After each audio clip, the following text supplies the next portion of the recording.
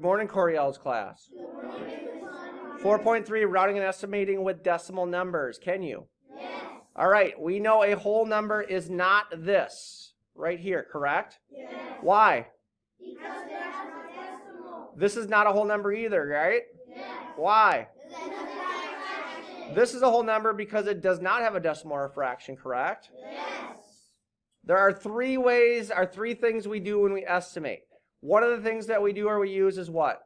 Rounding. Another thing we use is, Benchmark. and no matter what, we're always using our Knowledge of numbers. rounding is to help us get what kind of answer? Reasonable. I'm sorry, estimating help us get a reasonable answer, right? Yes. All right, rounding steps. I'm not going to go through the rounding steps because you guys have been rounding all year, correct? Correct. When you round to the nearest whole number, we're really rounding to what place value? When I say round to the nearest whole number, I'm asking you to round to the ones place, right? Cool. 16 and 31 hundredths, 9 and 95 hundredths. 16 and 31 hundredths is about what? 16. So this is about, that means what? What's that symbol mean? About. It means what? Close to. Close to. So 16 and 31 hundredths is close to 16. What is 9 and 95 hundredths close to? 10. So is it easier to do 16 minus 10 Yes.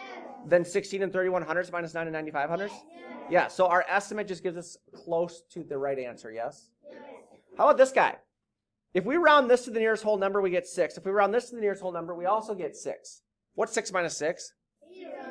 Do we want at least some value for our answer? Yes. We want to get as close to the actual as possible. Are you guys capable of subtracting these two rounded numbers? Yes.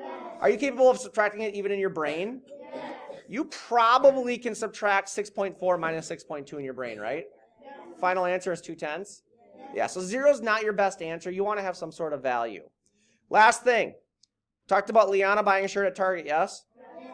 We have an answer here, we had an answer here, and we had an answer here about how much change she got back. Are all three answers acceptable? Yes. I don't know what group this was, but they rounded to the nearest tens. They said $23.14, the price of her shirt in actuality was about $20, yeah? What's the difference between 50 and 20? 30. Another group said, well, Mr. Pottinger, we're going to actually round 23.14 to 23. And they said the difference between 50 and 23 was, and I think that person said they know to get to 30, 23 plus 7 is 30, and they knew the difference between 50 and 30 was 20, so they just added 20 and 7 together, right? And I actually didn't use rounding at all. This was mine, yes? What did I use? Is 23.14 really close to a benchmark of 25? Yes.